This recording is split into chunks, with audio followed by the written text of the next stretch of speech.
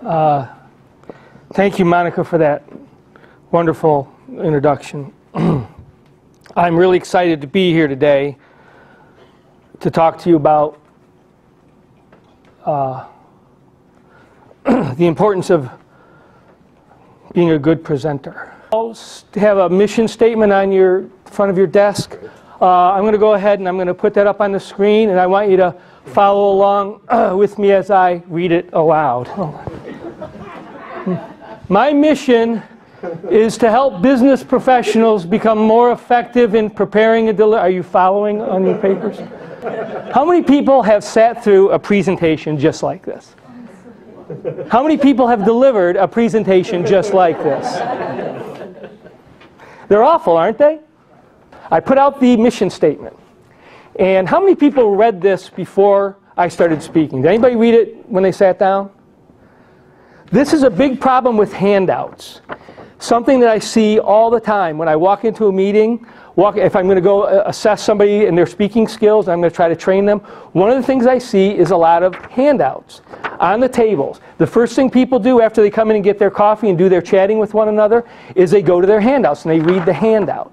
I've seen books open where people will go through the entire book.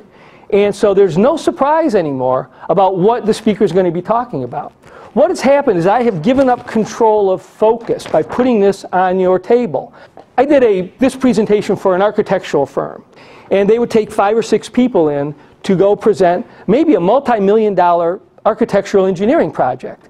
They did a lot of stuff for colleges, universities. They would be somebody who might do a facility like this facility we're in today. They'd show their drawings, their ideas, their schematics, what they thought the new facility was going to look like. And I said, how often do you prepare before you go into that meeting? And I swear to you, I'm not lying, they said, we usually get together in the 10 minutes we're waiting in the lobby of the client's office. I'm not kidding.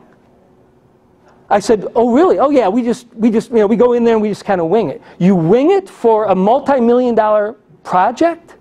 And I also worked one-on-one with these folks, and I'm telling you, they shouldn't have been winging anything. It was not good. One company I did some work for, they would spend a good 5 minutes talking about their company. We started 75 years ago, we have 350 blah, blah, blah, we're in 60 different cities, blah, blah, blah, blah, blah. I can find that on the internet. I don't need to hear that from you. If I'm bringing you in to speak to me, it's because you have a product or a service that you want to sell me, or I want to learn more about your company. But trust me, I've already done research on your company on the internet. So I don't need to know how many years you've been in business, or who the head of your company is, or your organizational chart. There's a real basic reason why people do audible pauses. They're afraid of silence. Speakers hate for there to be silence in the room. So they talk all the time, and then when they get done talking, they go, because they're afraid that if they stop talking, everyone's going to get up and leave. It's never happened to me. I've never paused for a minute to gather my thoughts and had everybody get up and go. Oh, he must be done. You'll know when I'm done. And when I'm sitting in an audience and I hear an or you know, I start marking them down. And I spend the entire talk marking down audible pauses. Jennifer's videotaping my presentation. I do it for promotional purposes, but I also do it so I can look back and see what I'm doing. Because I have no idea, as I'm up here yammering, what's coming out of my mouth. I mean, I know what's coming out of my mouth, but I may be doing something that I don't even realize. And the only way I'm going to see it is if I look at the videotape after I'm done. And then I'll go, a real quick story. When I was doing stand-up professionally back in the late 80s, early 90s, I was not great. I used to wear a very popular mullet back then.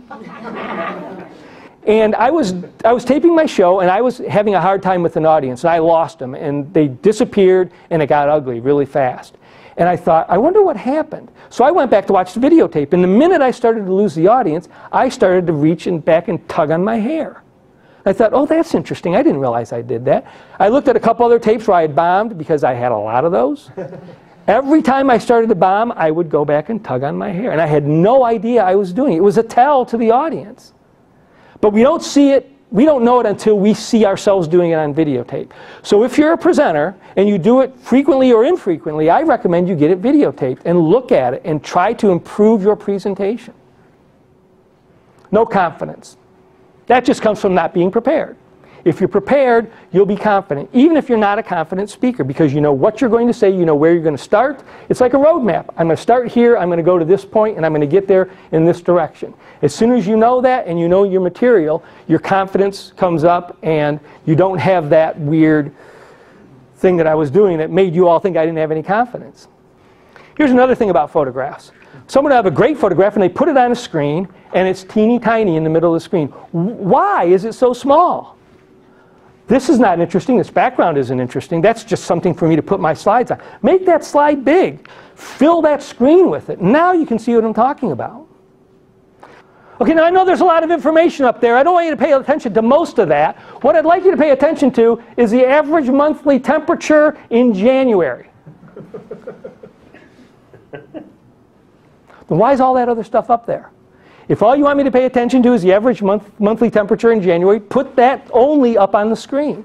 Spell checking is really important. Now, you can spell check till the cows come home. You still have to proof your stuff.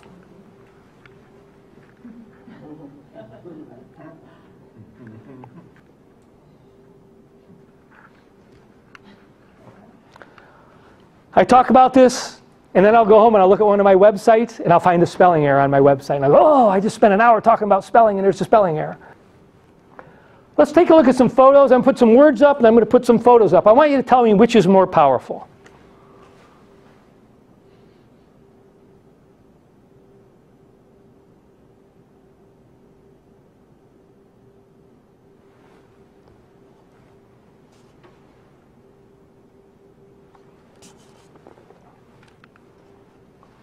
How many like the words? How many like the photographs? Yeah. Photographs are really powerful.